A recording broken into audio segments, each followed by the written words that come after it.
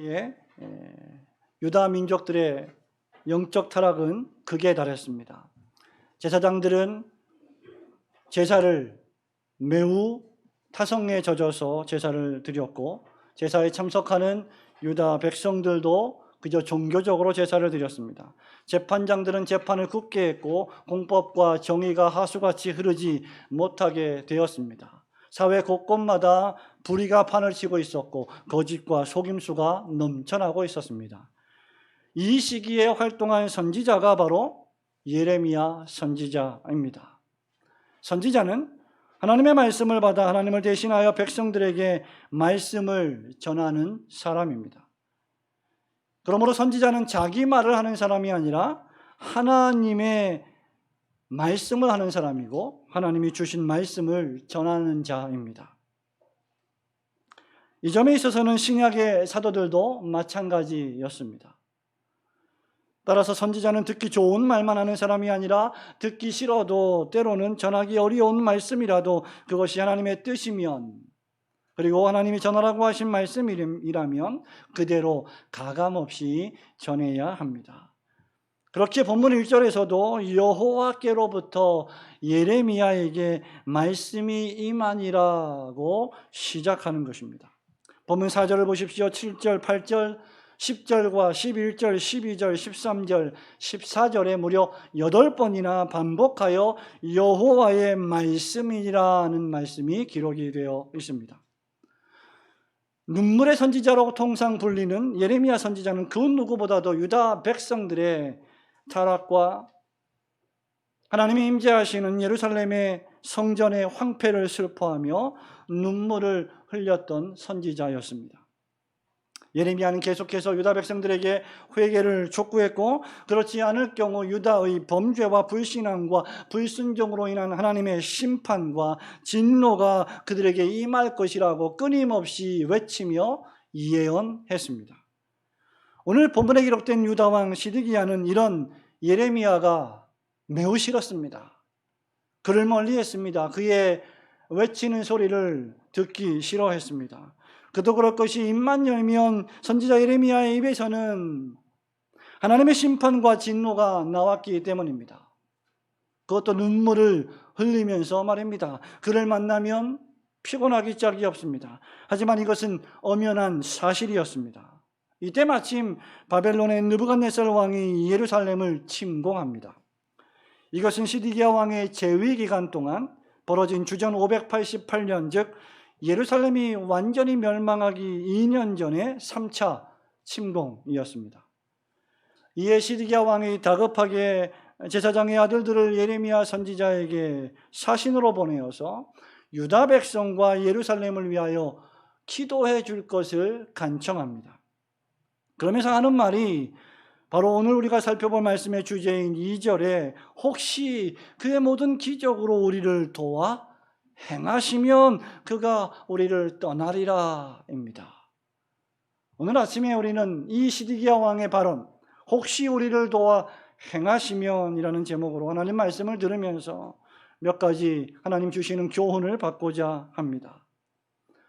혹시 우리를 도와 행하시면 이라고 하는 이 말씀은 무엇보다도 급할 때만 하나님을 찾는 인간의 본성과 불신앙을 우리에게 매우 적나라하게 보여주고 있습니다. 2절 말씀을 우리 한번 같이 읽어봅니다. 바벨론의 시작. 바벨론의 느부갓네살 왕이 우리를 치니 청컨대 너는 우리를 위하여 여호와께 간구하라. 여호와께서 혹시 그의 모든 기적으로 우리를 도와 행하시면 그가 우리를 떠나리라 하니. 시드기야 왕은 선지자 예레미야에게 바벨론이 자신들을 침략하지 못하게 막아달라고, 그들을 물리쳐달라고, 돌이켜달라고 하나님께 간구하라는 요청을 하고 있습니다. 2절에 보면 너는 우리를 위하여 간구하라는 이 말이 그것을 아주 잘 보여주고 있습니다.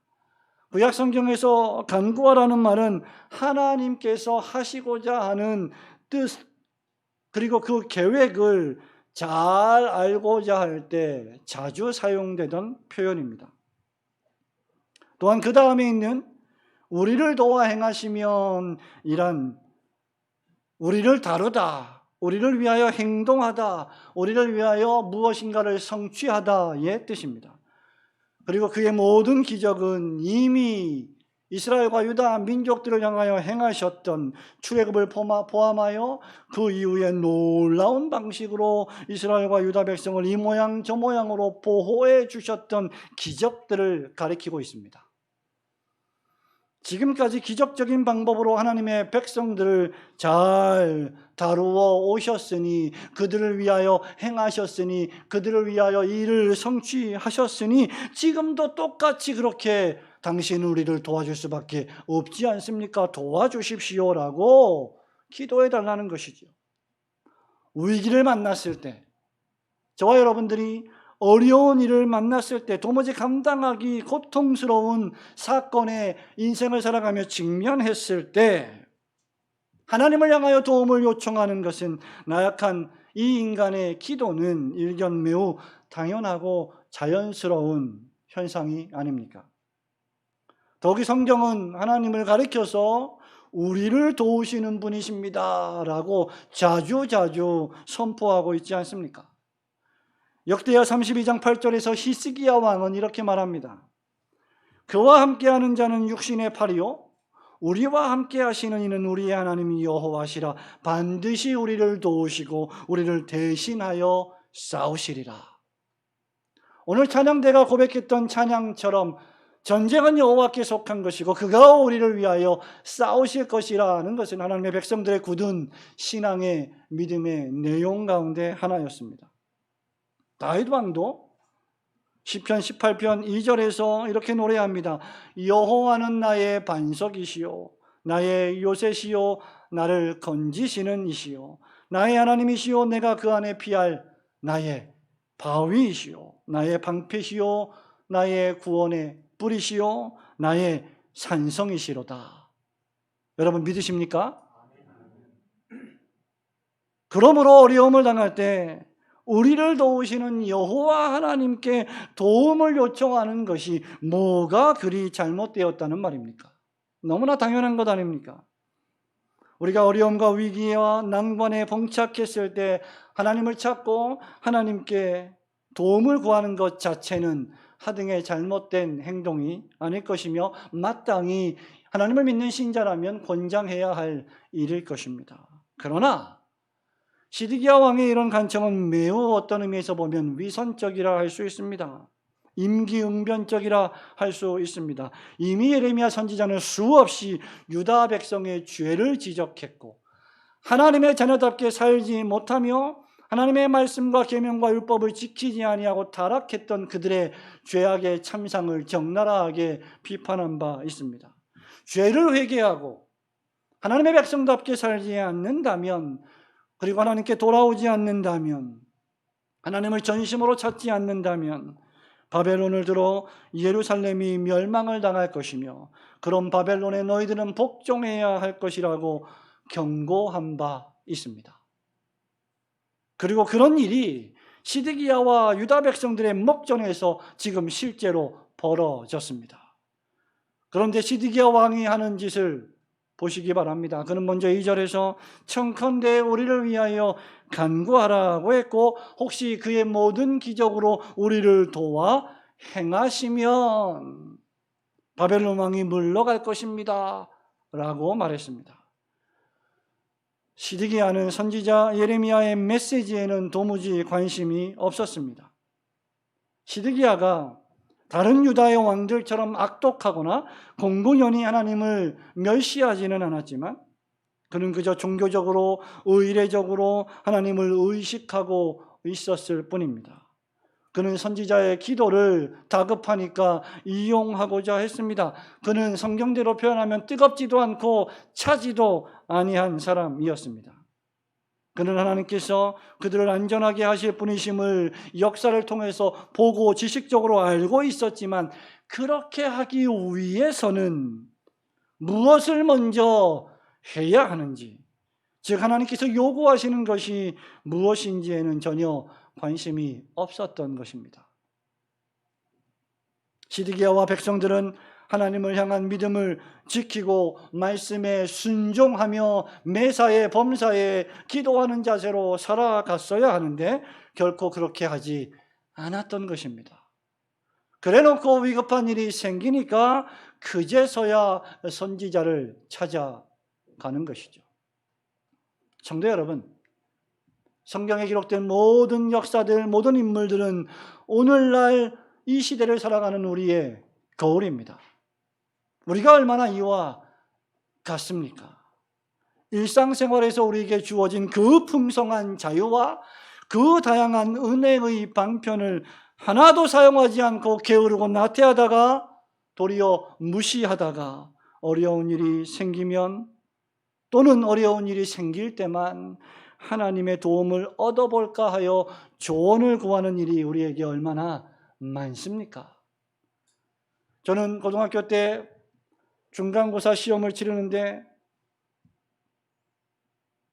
컨닝을 하다가 선생님께 적발된 친구를 보았습니다. 그 친구는 로마 천주교회, 로마 가톨릭 교회에 출석하던 친구였습니다. 그런데 그 친구가 선생님께 적발되자마자 했던 행동이 바로 기도하면서 하나님 저를 도와주세요.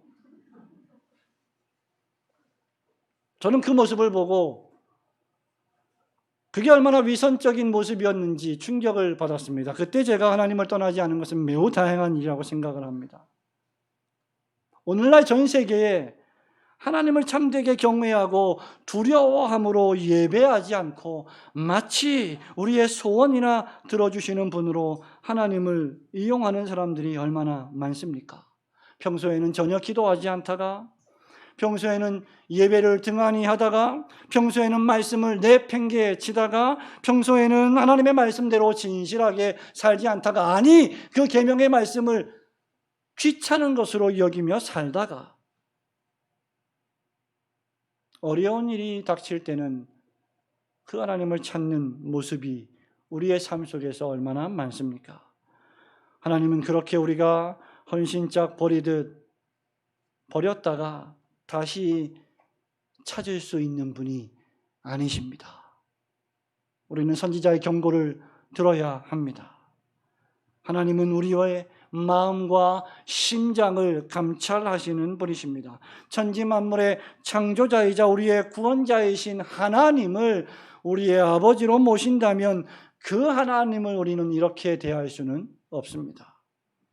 하나님은 우리가 마음대로 조종할 수 있는 마술램프의 지니가 아니십니다.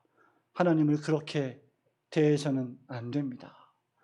그러므로 성도 여러분, 저와 여러분이 평생 하나님을 섬기는데 급할 때만 어려울 때만 하나님을 찾는 어리석은 자가 되지 않고 범사에 감사하며 하나님을 의지하고 그분께 기도하며 그 하나님을 마땅히 경외하시는 성도들이 되시기를 주님의 이름으로 축원합니다.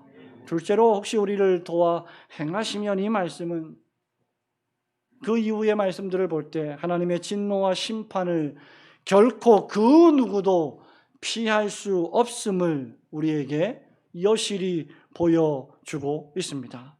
3절, 4절, 5절, 6절에서 선지자 예레미야는 이렇게 말합니다. 그들에게 대답하되 너희는 시드기야에게 이렇게 말하라.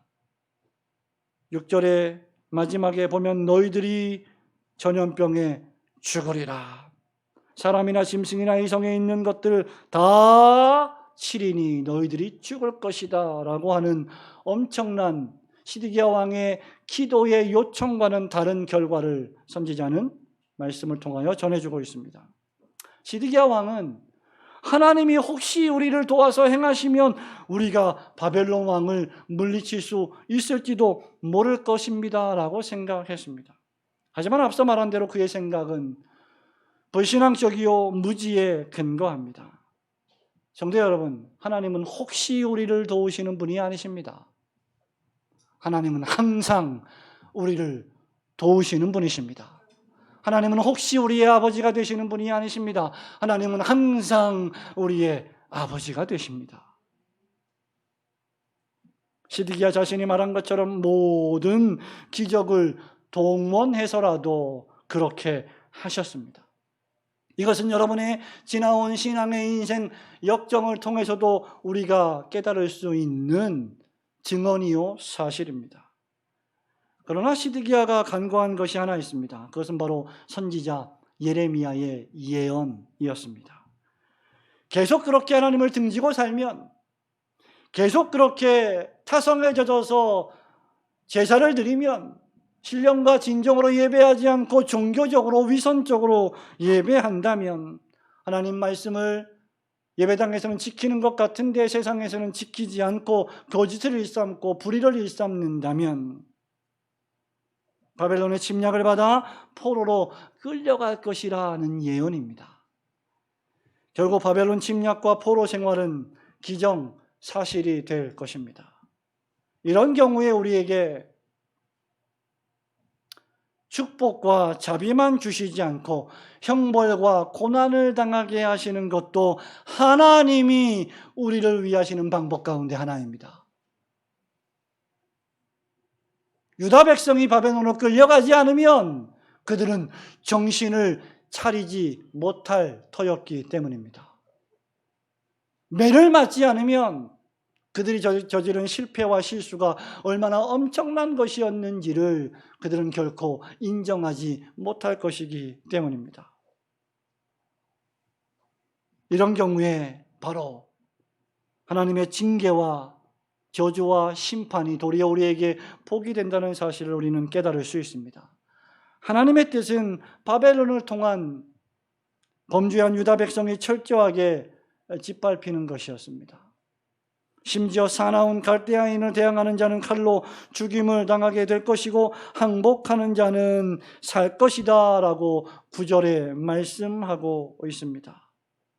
범죄한 하나님의 백성을 향한 하나님의 진노는 결코 무시무시하고 피할 수 없는 것임을 성경은 보여주고 있습니다. 우리는 이런 말씀들을 외면하고 싶어합니다. 이런 말씀들을 읽지 않고 싶어합니다. 이런 말씀을 건너뛰고 지나치고 싶어합니다. 우리는 꽃길만 걷고 싶어합니다. 그것이 우리의 본성입니다. 그러면서 우리는 계속하여 범죄하고 하나님을 등지며 살아갑니다.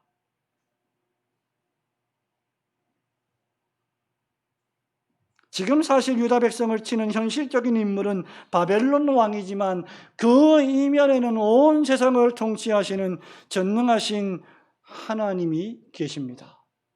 그래서 우리는 바벨론 왕을 무서워하지 않는 것입니다.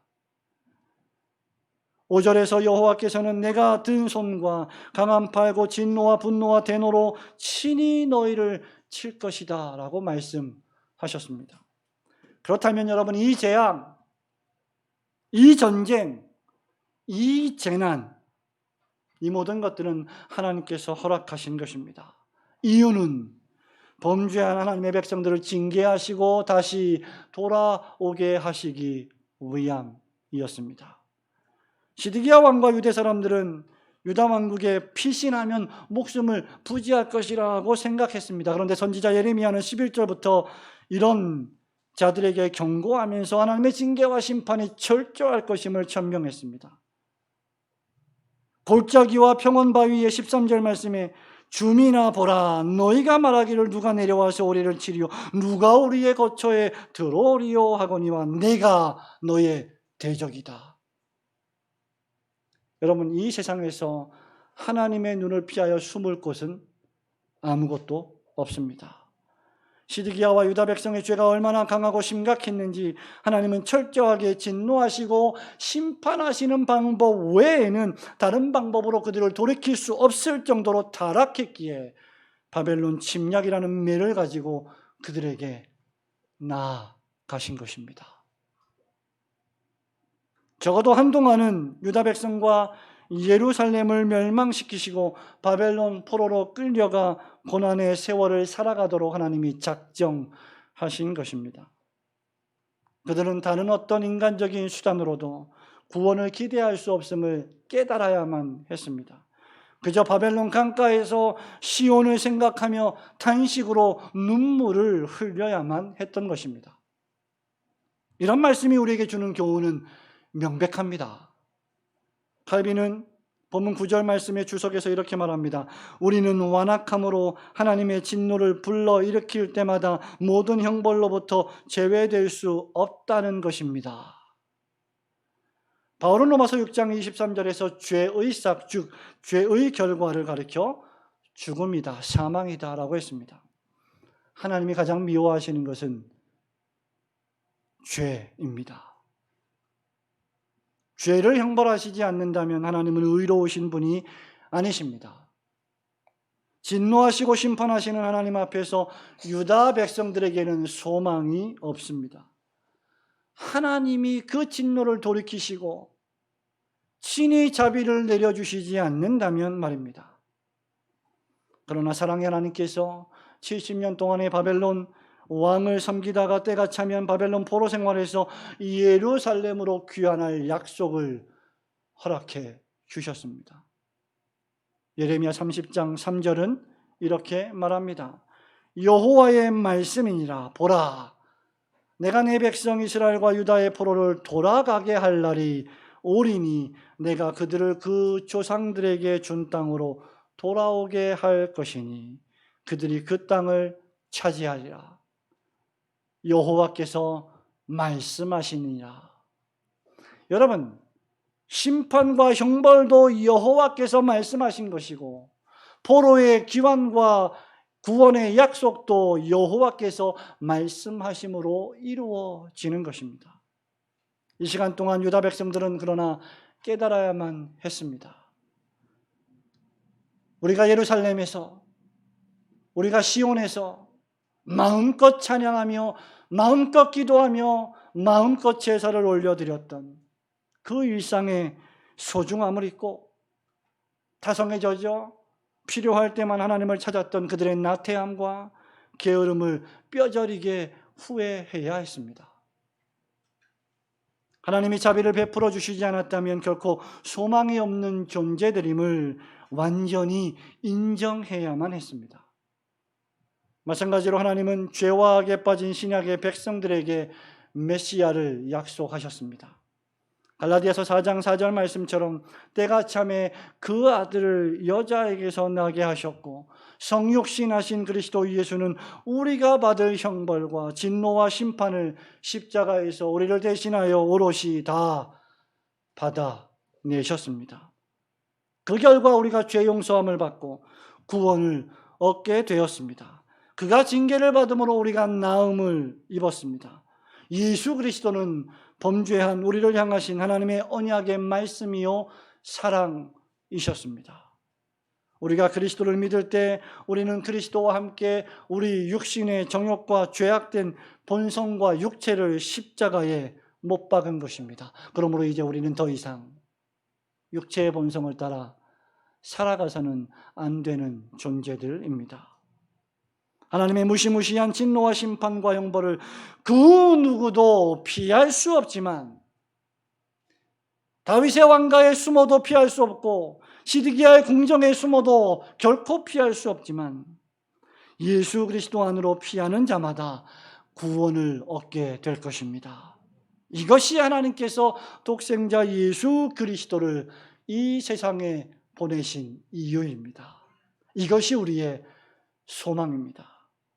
요한복음 3장 16절에서 사도 요한이 이렇게 선언합니다. 하나님이 세상을 이처럼 사랑하사 독생자를 주셨으니 이는 저를 믿는 자마다 누구든지 멸망치 않고 영생을 얻게 하려 하심이니라. 시드기야 왕처럼 혹시 우리를 도와 행하시면이라고 말하지 않고 주 예수 그리스도를 구주로 믿는 우리를 위하여 항상 행하시는 여호와 하나님이라고 고백하면서 그 하나님께 날마다 더욱 가까이 나아가시는 성도들이 되시기를 주님의 이름으로 축원합니다. 마지막으로 우리를 도와 행하시면 이 말에 대한 선지자의 메시지는 우리들에게 필요한 것은 하나님의 도움을 요청하는 것보다 먼저 회개하는 일이며 하나님의 언약의 말씀에 대한 순종이 전제되어야 한다는 사실을 교훈해 주고 있습니다. 8절 말씀해 보니까 여호와께서 말씀하시기를 보라 내가 너희 앞에 생명의 길과 사망의 길을 두었노라 너는 이 백성에게 전하라 하셨느니라 라고 기록하고 있습니다. 본문에서 선지자는 유다 민족의 패배와 그들을 향한 철저한 심판과 멸망을 재차 언급합니다. 시드기야 왕은 예레미야 선지자로부터 나긋나긋하고 전도 유망하고 소망이 넘치는 행복 가득한 소식, 즉 바벨론이 물러갔다, 바벨론이 도망쳤다, 하나님이 너희를 구해 주실 것이다 라는 예언을 듣기 원했지만 그들에게 돌아온 메시지는 무시무시한 심판과 멸망에 관한 것이었습니다. 이는 우리가 하나님께 무엇을 요구할 수 있는 존재가 되지 못한다는 사실을 분명히 깨닫게 해줍니다. 우리는 마치 하나님께서 우리에게 빚을 지고 있는 것처럼 우리에게 무엇인가 갚아야 할 뿐인 것처럼 갚으라고 말할 수 없습니다. 그러므로 우리는 도움을 요청하기 전에 과연 내가 도움을 요청할 만한 자격이 있는지를 먼저 돌아보아야 합니다. 그리고 철저히 절망하고 무너져야 합니다.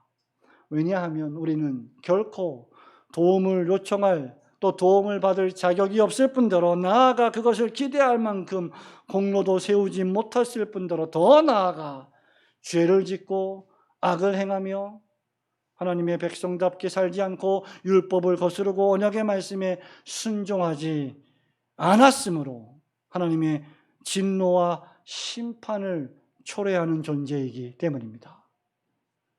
바울의 로마서 11장 35절 표현대로 하자면 누가 먼저 주께 드려서 갚으심을 받겠느냐라는 말씀과 같습니다.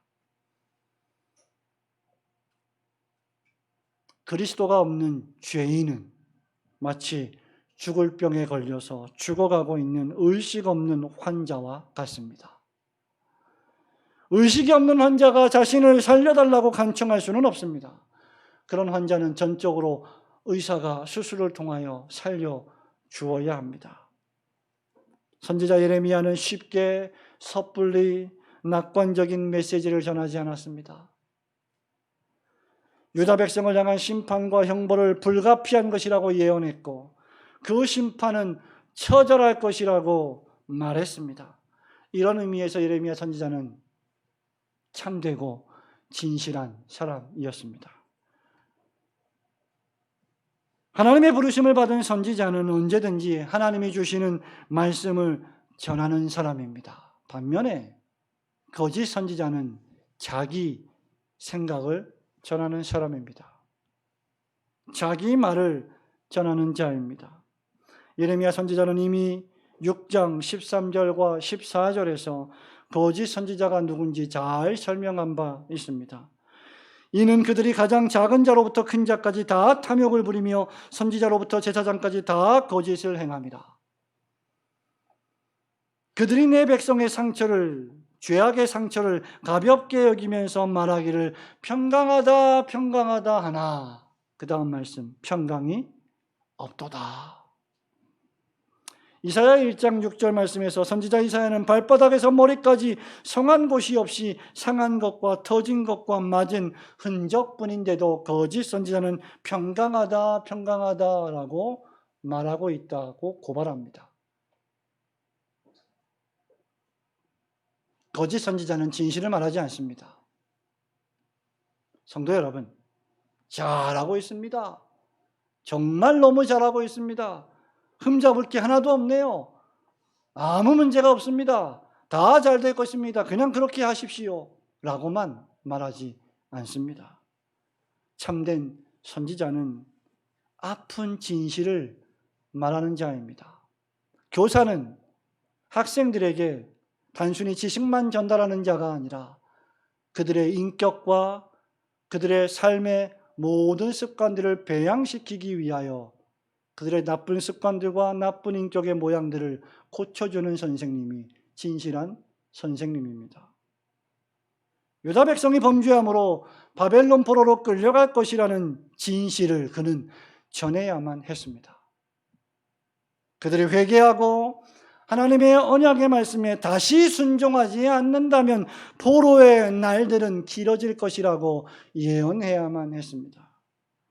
그러므로 참된 신자에게 요구되는 것은, 참된 신자가 행복을 누리는 유일한 방법은, 참된 신자가 다시 자유를, 기쁨을 회복하는 유일한 방법은 회개하는 것입니다. 철저한 회개와 뉘우침 말입니다. 회개란 무엇입니까? 마음을 돌이키고 뜻을 돌이키고 행동을 돌이키는 것입니다. 죄를 뉘우치고 나의 죄악된 행위를 슬퍼할 뿐만 아니라 후회할 뿐만 아니라 거기서 멈추지 않고 하나님께로 돌이키며, 거기서 멈추지 않고 하나님의 뜻을 행하기 위하여 날마다 분투하며 애쓰며 하나님께로 한 걸음 한 걸음 나아가는 것이 회개입니다. 저와 여러분이 예배의 예전 속에서 왜 매주일마다 회개의 기도, 고백의 기도를 하는 것입니까?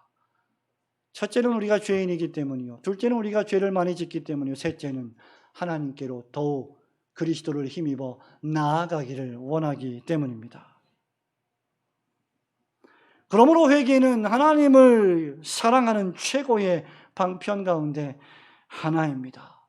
이것은 의롭다함을 받는 방편이 되기도 합니다. 회개하지 않는 교만한 바리새인은 정죄를 받았지만, 하나님이여 나를 불쌍히 여겨 주옵소서, 나는 죄인입니다, 감히 머리를 들지 못하고 하나님께 기도할 수 없는 존재입니다 라고 고백했던 세리는, 회개한 세리는 의롭다함을 받고 돌아갔습니다. 지금 시드기야에게 필요한 것은 섣부른 구원이나 구출이 아닙니다. 지금 우리에게도 섣부른 구원이나 구출이 필요한 것이 아닙니다. 빨리 이 지금 코로나를 퇴치시켜 주세요 라고 우리는 기도하지만, 그렇게 빨리 우리 마음대로, 우리 원하는 대로, 우리가 살고 싶은 대로 살아가기 위하여 그것을 간구하는 것은 바른 태도가 아닐 것입니다. 하나님이 도와주시고 구원하시면 하나님이 위기에서 구출해 주시고 하나님이 여러 위험에서 다시 한번 용서해 주시고 빼내어 주시면 도대체 언제 그랬냐는 듯이 헌신짝 버리듯 하나님을 버릴 것이기 때문입니다. 우리는 깨달아야 합니다. 우리는 역사를 통해서 교훈을 받아야 합니다. 우리에게 필요한 우선순위는 철저하게 회개하는 것입니다. 종교적이며 차지도 더럽지도 않은 상태를 돌이키는 것입니다. 게으르고 나태한 것들을 버려버리는 것입니다. 이 정도 했으면 됐지, 이 상태로 만족하는 그 상태를 과감히 떨쳐 일어나 하나님께로 더욱 가까이 우리는 전진해야 할 것입니다. 전적으로 하나님을 믿고 의지하며 하나님의 언약의 말씀을 매 순간마다 순종하여 지켜 행하려는 분투를 나타내는 것입니다. 제가 저를 볼 때, 30년 전에 제가 저를 볼 때 과연 30년 전만큼 정말 가열차게 분투하며 하나님을 찾고 기도하며 예배드리며 살고 있는가, 종종 비교해 볼 때 많은 부끄러움을 느낍니다. 물론 그때는 철이 없었고 무서운 것이 없었고 정말 하나님의 부르심을 받고 신학교에 가서 공부를 하면서 그 무엇도 두렵지 않았던 그 23살의 22살의 젊은 나이에 명동 화신백화점에 가서 주 예수를 믿으세요, 그리하면 구원을 얻습니다라고 전도를 하던 그런 때였지만, 그런 때와 지금은 상황적으로 많이 다른 때이지만, 그럼에도 불구하고 과연 나는 지금 하나님 앞에서 어떤 모습으로 살아가고 목회하고 있는가 종종 돌아보게 됩니다. 위기만 모면하고 나면 하나님을 찾지도 않는 행위는 실천적 무신론과 다를 바 없으며 신성모독적인 행위가 될 것입니다. 성도 여러분, 말씀을 맺습니다. 바울은 구원의 확실성을 논하는 로마서 8장 마지막 부분인 31절에서 그런즉 이 일에 대하여 우리가 무슨 말하리요? 만일 하나님이 우리를 위하시면 누가 우리를 대적하리요? 라고 선언합니다. 여러분, 시디기야 왕이 본문 2절에서 했던 말씀처럼 만일 그의 모든 기적으로 우리를 도와 행하시면, 혹시 우리를 도와 행하시면, 이 말씀과 사도 바울의 하나님이 우리를 위하시면은 같은 단어를 사용하고 있지만 다른 뉘앙스입니다. 이 말씀은 종교인들을 위한 말씀이 아닙니다. 위선자나 외식자를 위한 말씀이 아닙니다. 이 말씀은 철저하게 회개하고 중생을 체험하고 언약의 말씀에 순종하며 하나님을 온전히 섬기는 자녀들을 향하신 말씀입니다. 이 말씀은 그런 자들에게 주시는 구원의 확실성에 관한 말씀입니다. 그런 사람은 그 어떤 시련과 고난이 와도 주님을 부인하지 않으며 그 어떤 것으로도 우리를 우리 주 그리스도 예수 안에 있는 하나님의 사랑에서 끊을 수 없음을 확실히 아는 사람들입니다. 그러므로 이제 각자 자기 자신을 돌아보십시다. 나는 과연 매사에 하나님을 두려워하며 섬기고 있는지 살펴봅시다. 나의 신앙이라는 것은 예배당 안에서만 국한되어 있는 것인가? 주일날 예배당에 예배를 마치고 떠나고 나면 나의 신앙은 사라지는 것인가? 위기를 만났을 때만, 어려운 일이 있을 때만 하나님을 찾는 종교인은 아닌지 점검해 보시기 바랍니다. 회개하지 않고 말씀에 순종하지는 않으면서 그저 어려움에서 도움을 받기만 원하고 있는 어리석은 모습은 없는지 살펴봅시다. 그리고 혹시 우리를 도와 행하시면이라며 막연히 불안하게 하나님을 믿고 있지는 않은지 회개하기를 원합니다.